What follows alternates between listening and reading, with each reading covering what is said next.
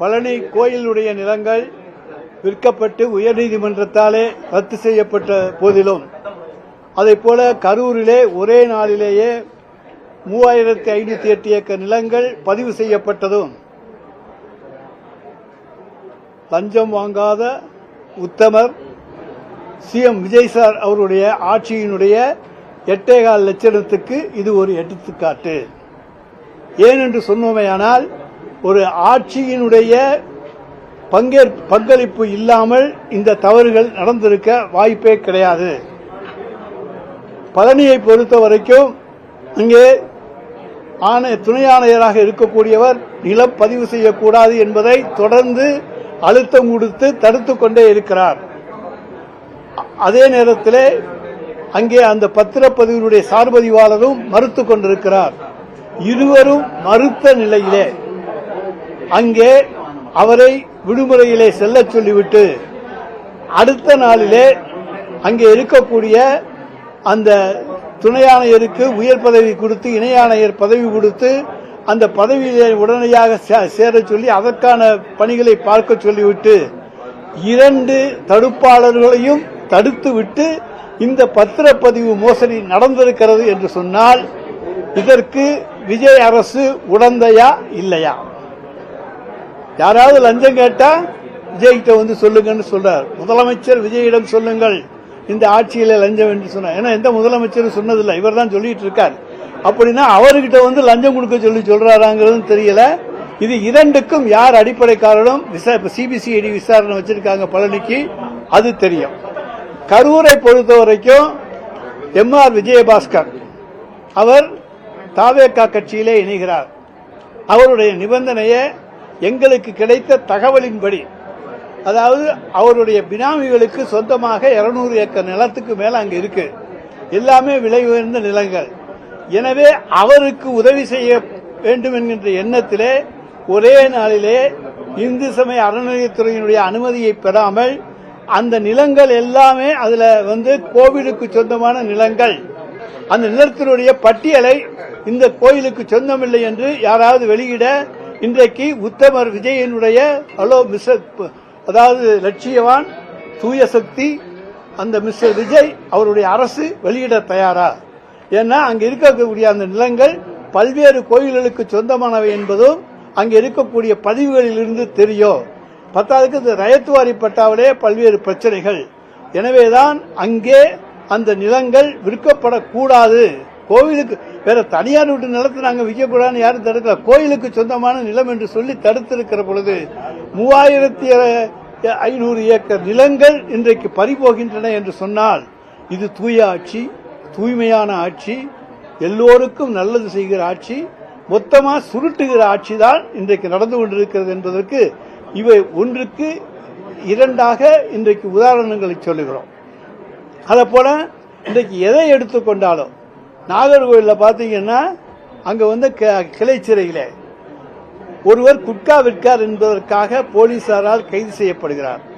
அந்த அவர் இறந்தவர் சொல்லுகிற சொன்ன செய்தி 25,000 ரூபாய் உத்தமர் விஜயனுடைய ஆட்சியிலே எங்களிடம் லஞ்சம் கேட்டார்கள். ஒரு குட்கா போட்டில் வித்தேன், நீ 25,000 ரூபாய் கொடுன்னு தர மறுத்தேன். அதனால் பல பிரிவுகளில் என் மீது வழக்கு போட்டார்கள். அதன் பிறகு என்னை வந்து அடித்து உதைத்தார்கள் என்பதெல்லாம் இன்றைக்கு வெளிவந்திருக்கிற செய்திகள்.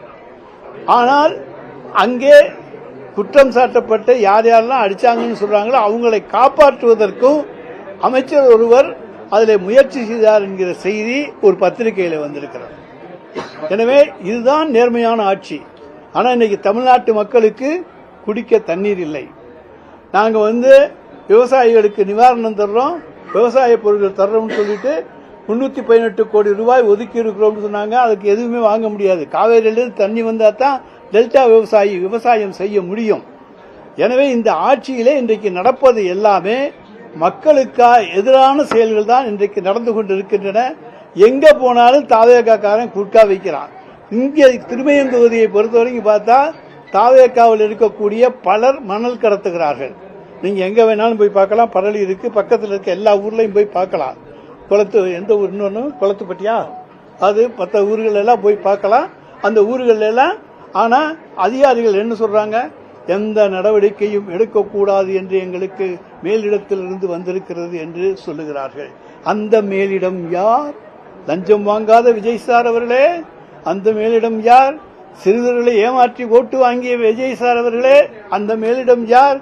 இன்றைக்கு உங்கள் ஆட்சியிலே தான் எல்லாம் நடக்குது. பெரம்பலூர்ல எடுத்து போட்டிருக்காங்க. பாத்தீங்கன்னா முந்தநாத்து தினகரன் பேப்பர்ல பாத்தீங்கன்னா ஒரு பெரிய கல்குவாரி, அது ஏலமிடப்படாத ஒரு கல்குவாரி, அதுல கிட்டத்தட்ட 20க்கும் மேற்பட்ட டிப்பர் லாரிகள் பல்வேறு படுக்கைகளிலே நின்று கல்களை ஏற்றுக்கொண்டு செல்லுகிற காட்சி அந்த பேப்பர்ல வந்திருக்கு. நான் தனியா சொல்லல, அந்த பத்திரிகைகளிலே அந்த போட்டோ வந்திருக்கு. இப்படி பல்வேறு தவறுகள் இன்றைக்கு நடந்து கொண்டிருக்கின்றன. அமைச்சர்கள் தான் அவங்க இஷ்டப்படி தங்களுக்கு என்ன இலாக்கா என்ன பணி அதை பத்தியே புரிஞ்சுக்காம அவங்கவுங்க ஒரு பாணியில போயிட்டு இருக்காங்க. அரசு நிகழ்ச்சிகள் இன்னைக்கு பாத்தீங்கன்னா யாருமே இல்லைன்னா தாவேக்காரங்க முன்னால நின்று நடத்திக்கிட்டு இருக்கிறாங்க. இன்னும் சொல்ல போனோம்னா எங்க ஆட்சியிலாம் நாங்கள் அமைச்சர்கள் கலந்து கொள்ளுகிற நிகழ்ச்சிகளிலே எங்கள் கட்சிக்காரர்கள் கலந்து கொள்வார்கள், ஒன்றிய செயலாளர் கலந்து கொள்வார். அமைச்சர் கலந்து கொள்ளவில்லை, எம்எல்ஏ கலந்துக்கிட்டா ஒன்றிய செயலாளர் கலந்துக்குவார். யாருமே கலந்துக்கலன்னா எங்க ஒன்றிய செயலாளர் யாரும் போய் கலந்து கொள்ள மாட்டாங்க. புரோட்டோகாலை நாங்கள் கடைபிடித்தோம். ஆனால் இன்னைக்கு என்ன யாருக்கு யாரு உத்தரவு போடுறாங்கன்னே தெரியல. ரோட்ல போறவங்க வர்றவங்களாம் அது செஞ்சா என்ன கேட்டு செய், இதை செஞ்சா என்ன கேட்டு செய்யு சொல்றக்கூடிய ஒரு அவல நிலை இன்றைக்கு தமிழ்நாட்டில் ஏற்பட்டிருக்கிறது. ஆனால் இதற்கெல்லாம் முற்றுப்புள்ளி வைக்க வேண்டும் என்று சொன்னால் ஓட்டு போட்டவங்க தான் சிந்திச்சு பார்க்கணும். இவ்வளவு கஷ்டப்பட்டுக்கிட்டு இருக்கோம், இன்னும் விலைவாசிகள்லாம் என்ன அளவுக்கு ஏறிக்கிட்டு இருக்குன்னு தெரியும். அரிசி 10 ரூபா விலை ஏறிடுச்சுன்னு இப்ப சொல்றாங்க. இன்னும் எத்தனை ரூபாய் ஏற போகுதுன்னு தெரியாது. அதுக்கு யார் மேல பள்ளி போட போறாங்கன்னு தெரியாது. போன வருஷம் தண்ணி வரல, அல்லது போன வருஷத்துக்கோ இல்ல அதுக்கு முந்தின வருஷத்துக்கோ காரணம் அப்படின்லாம் சொல்லி திமுக மேல வேண்டாம் பழி போடுவாரே தவிர உத்தமர் விஜய் வேற யார் விலையும் போட மாட்டார். Mister bro Vijay CM sir கொஞ்சம் கண்ணை முழிச்சு பாருங்க.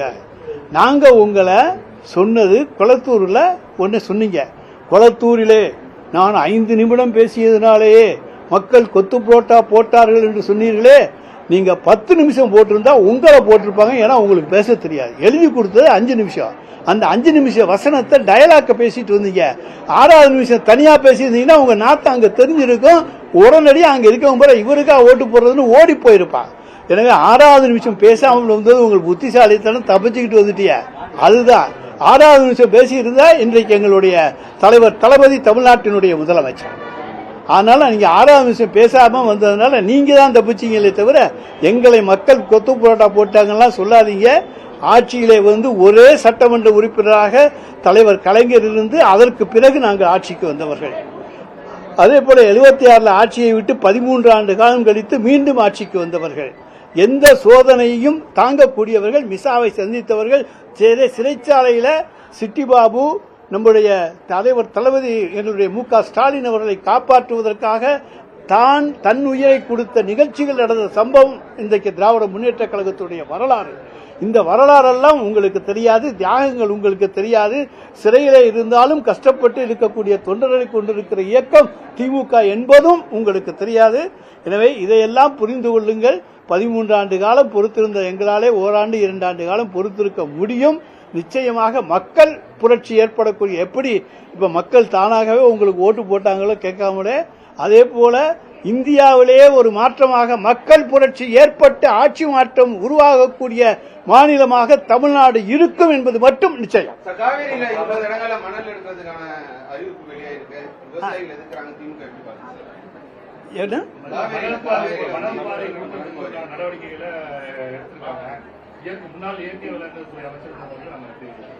சார் நாங்க எங்க காலத்துல கொடுக்கலாம். ஹைகோர்ட் சுற்றுச்சூழல் துறை இவங்கெல்லாம் தடுத்ததுனால அன்றைக்கு தடுத்து நிறுத்தப்பட்டது.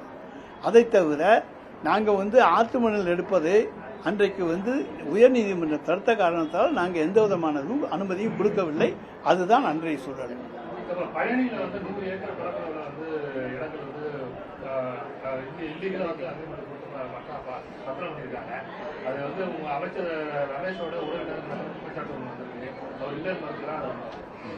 சார் அதாவது ஒன்னே உண்டு, இதுல யாராவது தலையிடாம இந்த சம்பவம் நடக்குமா? இணை ஆணையர் துணை ஆணையர் மாற்றம் செய்யப்படுகிறார். சப் ரெஜிஸ்ட்ரார் அன்றைய துணைப்பதிவாளர் லீவு போட அச்சுறுத்தப்படுகிறார். புதுசா தங்களுக்கு வேண்டிய ஒருவர் ஒரு நாளைக்கு மட்டும் அங்கே நியமிக்கப்படுகிறார். அப்ப இத்தனையும் ஊழல்களுக்கு எடுத்துக்காட்டு. ஊழல் மகாசக்தியாக, இன்றைக்கு ஊழல் பராசக்தியாக நம்முடைய மாண்புமிகு தமிழக முதலமைச்சர் விஜயினுடைய அரசு இருக்கிறது என்பதற்கு பழனியும் கரூரும் எடுத்துக்காட்டு. கரூர்ல என்னங்க அவசரம்? 10ஆம் தேதி போறாரு, விஜயபாஸ்கர் சேர்த்திருக்கீங்க, உடனடியாக அங்க இருக்கக்கூடிய அதிகாரிகளுக்கு சைகை கொடுத்துட்டு வந்து உடனடியாக பதிஞ்சிருக்கீங்க. எங்க 3500 ஏக்கர் கோயில் நிலத்துக்கு தாரை வாக்குறதுக்கு எந்த அரசாங்கமாவது ஒப்புத்துக்குவா? தாரை வாத்திருப்பது இன்றைக்கு உத்தமர் விஜயினுடைய ஆட்சி.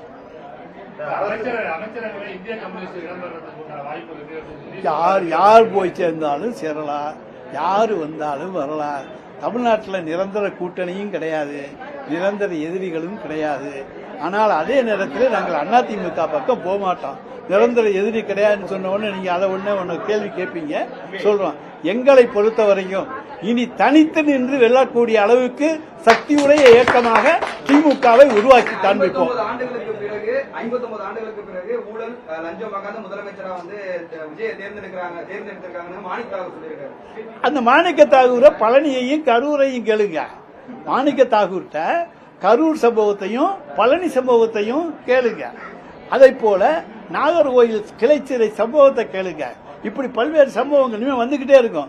நித்தம் நித்தம் கொலைகள், நித்தம் நித்தம் கற்பழிப்புகள், நித்தம் நித்தம் போக்சோ வழக்குகள், நித்தம் நித்தம் கொலை கொள்ளைகள், இப்படி நடக்கின்ற ஒரே ஆட்சி இன்றைய ஆட்சி தான். கரூர்ல பேசின முதலமைச்சர் விஜய் வந்து என்ன சொல்றாருன்னா, லஞ்சம் கேட்டா வந்து கொடுக்காதீங்க, எங்க அண்ணனோட ஆட்சி, எங்க தம்பியோட ஆட்சி, எங்க விஜயோட ஆட்சி. அதை சொன்னதுக்கு தான் செத்து போயிட்டா ஒருத்தன்.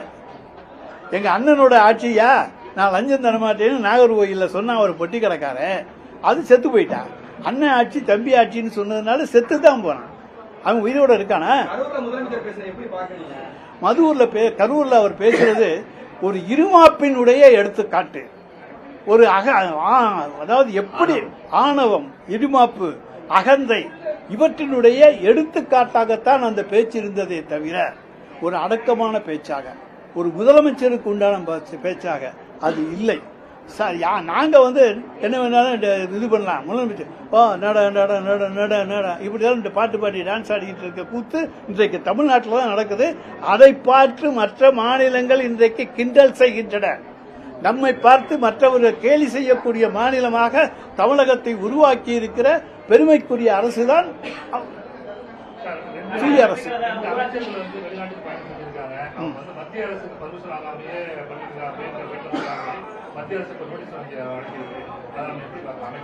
அது மத்திய உள்துறையினுடைய பொறுப்பு, அவங்க பாத்துக்குவாங்க.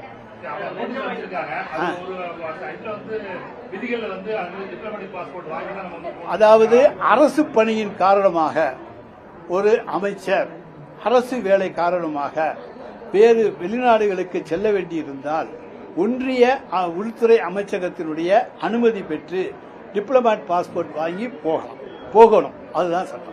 ஆனா தனிப்பட்ட முறையில் யாரும் போயிட்டு வந்துட்டு இருந்தா கூட இங்க யாரும் கேள்வி கேட்க மாட்டாங்க.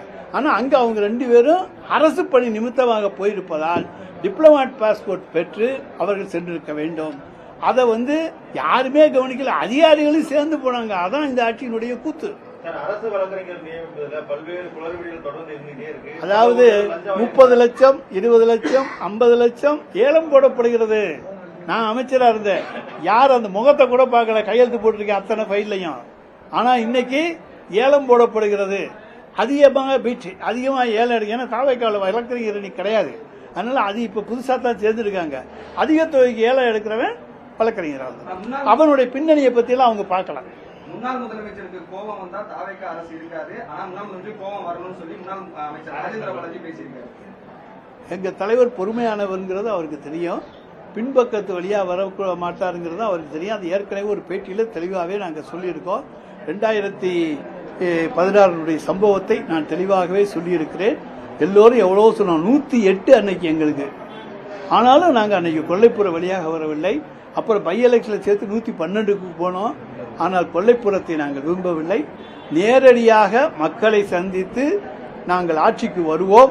எனவே எங்களுடைய தலைவர் மு.க. ஸ்டாலின் அவர்கள் பொறுமை காப்பதிலே வல்லவர்.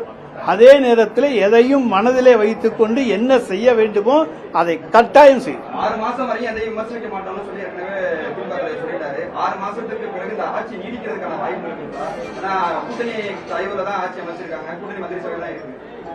அதாவது இன்றைக்கு கூட்டணி தலைவர் இன்னைக்கு ஒன்று பேசுவாங்க, நாளைக்கு ஒன்று பேசுவாங்க, ஆட்சியில் இருக்கிற போது ஒன்று பேசுவாங்க, வெளியே வர்றதுக்காக ஒன்று பேசுவாங்க, வெளியே வர்றதுக்காக ஒன்று பேசுவாங்க, வெளியே வந்த பிறகு ஒன்று பேசுவாங்க. எனவே அந்த பேச்சுக்களை எல்லாம் நாங்கள் பொருட்படுத்தவில்லை. 1,30,000 யாரு கையும் களவும் பிடிச்சு கொடுத்தா அப்புறம் என்ன பண்ண முடியும்? போலீஸை கூட்டி வச்சு நீங்க இங்க லஞ்ச ஒழிப்பு துறைக்கிட்ட இந்நேரம் லஞ்சம் கேட்கிறாரு, நான் கொடுக்குறேன் வாங்கன்னு சொல்லி பெட்டிஷன் கொடுத்து அவங்கள்ட்ட இருந்து ரூபா நோட்டை கொடுத்து வாங்கி கொண்டு போய் கொடுக்கிற போது நான் தாவேக்காரன் ஆக்ஷன் எடுக்க முடியாதுன்னு அங்க போய் லஞ்ச ஒழிப்புத்துறை பேக் அடிக்க முடியாது. பல இடங்கள்ல ஒரே நேரத்தில் லஞ்ச ஒழிப்புத்துறை ரைடு நடக்குது, பல இடங்கள்ல பல அதிகாரிகள் கைது செய்யப்படுறத நம்ம பார்க்கிறோம். முதலமைச்சர் பேசுறதுக்கு இந்த லஞ்சம் அதுக்கு எங்க ஆட்சியில் எத்தனை இடத்துல ரிஜிஸ்டர் ஆபீஸ்ல நடத்திருக்கோம், எத்தனை தடவை கமர்ஷியல் டேக்ஸ் ஆபீஸ்ல நடத்திருக்கோம், எத்தனை தடவை டிரான்ஸ்போர்ட் ஆபீஸ்ல நடத்திருக்கோம். எல்லா ஆட்சியிலும் லஞ்ச ஒழிப்புத்துறை நடவடிக்கை எடுப்பது, அங்கே போய் பரிசோதனை செய்வது, ஆய்வு செய்வது இதெல்லாம் வழக்கமான ஒன்றுதான். அதுலதான் இதுவும். அதிமுக உள்ள முன்னாள் அமைச்சர்கள் விஜயபாஸ்கர், MR விஜயபாஸ்கர் எல்லாம் போய் தாவைகளை சேர்ந்திருக்காங்க. அந்த எப்படி பாக்குறீங்க? நான் தான் ஏற்கனவே சொல்லிட்டேன், ஒருக்கா திருப்பி திருப்பி சொல்லி அவங்க கோபத்தை கலராதீங்க.